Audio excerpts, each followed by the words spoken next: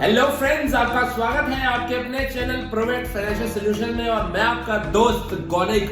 दोस्तों, कुछ दिन पहले मैंने एक आईपीओ के बारे में आपसे चर्चा की थी जिसका नाम था रेट गेन, और उसकी रिव्यूज में मैंने बताया था जो इसके अंदर रिस्क ले सकते हैं वही इसके अंदर अप्लाई कीजिए, बाकी इससे दूर रहिए। और मैंने इसके अंदर अप्लाई किया था, मुझे इसकी अलॉटमेंट भी आई थी और फॉर्चुनेटली कहिए या अनफॉर्चुनेटली कहिए, आपको पता है पहले दिन लिस्टिंग इसकी 15% नीचे हुई थी और जाते जाते 20% डाउन ये शेयर बंद हुआ था।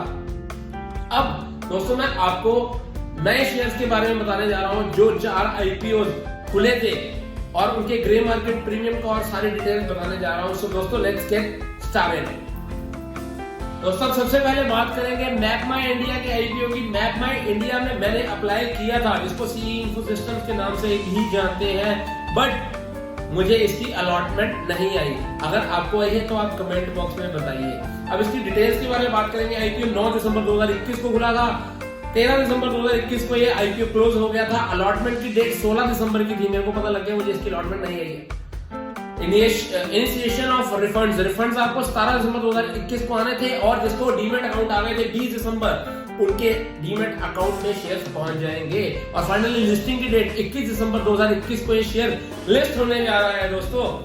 और इसकी आगे बात करें तो आईपीओ का जो फेस वैल्यू है वो ₹2 प्रति शेयर की है। प्राइस बैंड 1000 से लेके 1033 रुपए तक का है।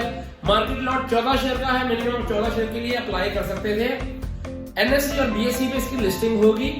इशू साइज 1039 करोड़ का था, जिसके अंदर पूरा का पूरा ऑफर फॉर सेल था। मैंने आपको बताया था पिछली वीडियो में भी।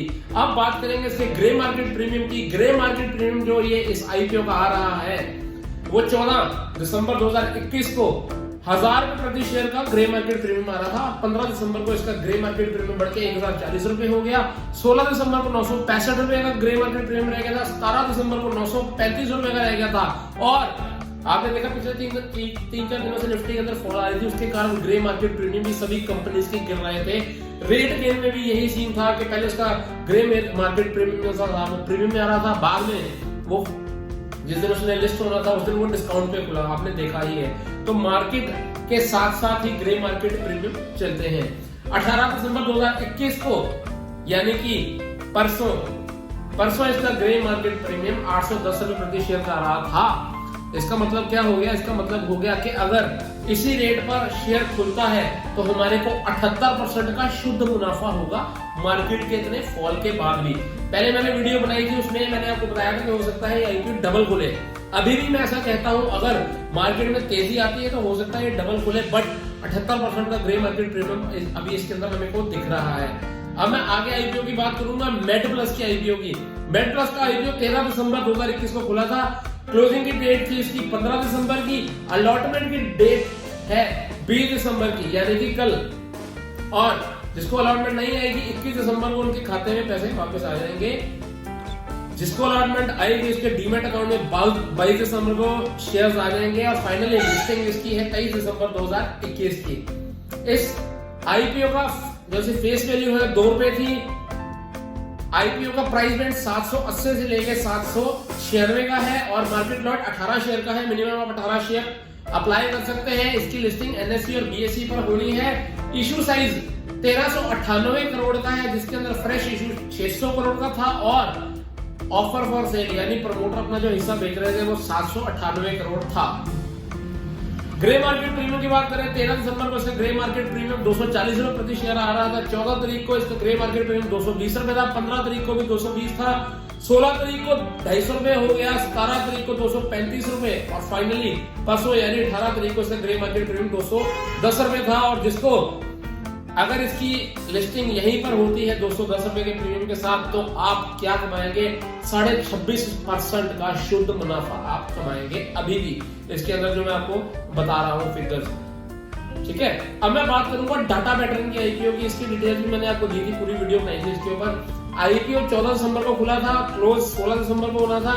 अलॉटमेंट की डेट इसकी 21 दिसंबर की थी। रिफंड की डेट 22 दिसंबर की है।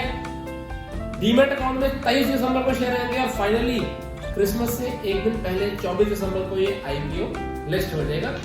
सेकेंडरी मार्केट में। फेस वैल्यू इसकी 2 रुपए प्रति शेयर की थी।